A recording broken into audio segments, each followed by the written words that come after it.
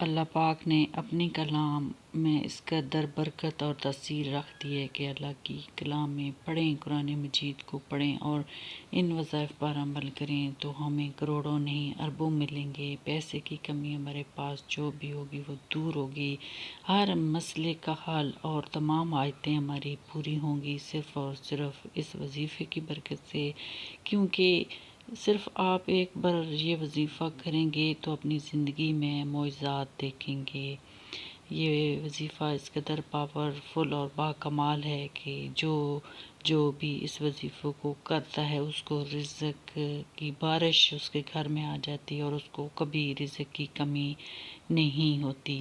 سامعین السلام علیکم ورحمۃ اللہ۔ جہاں جہاں ہم اللہ کی عبادت کرتے جائیں گے وہیں پہ ہمارا ہر مسئلہ حل ہو جائے گا۔ جب اللہ پاک ہم سے راضی ہوں گے اور ہم اس وظیفے پر ہمیشگی کریں گے تو ہمیں بہت کچھ ملے گا، ہمیں ہمارے ہر مسئلے کا حل مل جائے گا اور تمام حاجتیں ہماری پوری ہوں گی، چاہے ہماری کوئی بھی حاجت ہو، بیماری سے لے کر شفا تک، رزق سے لے کر عزت تک، اولاد سے لے کر تمام دولت تک۔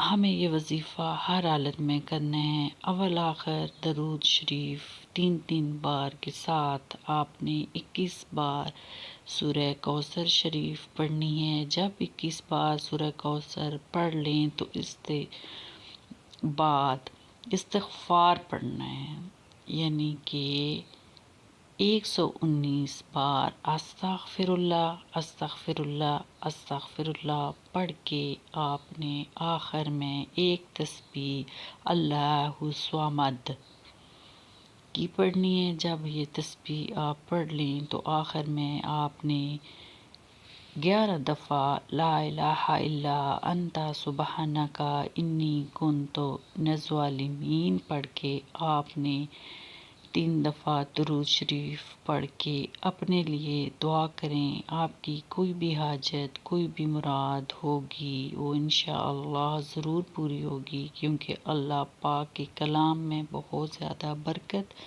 اور تاثیر رکھی گئی ہے، اور کسی قسم کا شک اور مایوس نہیں ہونا، کیونکہ مایوسی کفر ہے اور مایوسی اللہ پاک کو ناپسند ہے۔ اللہ پاک کے ہاں ہماری مراد دیر سے پوری ہوتی ہے، لیکن اس کے در میں، اس کے گھر میں اندھیر نہیں ہے۔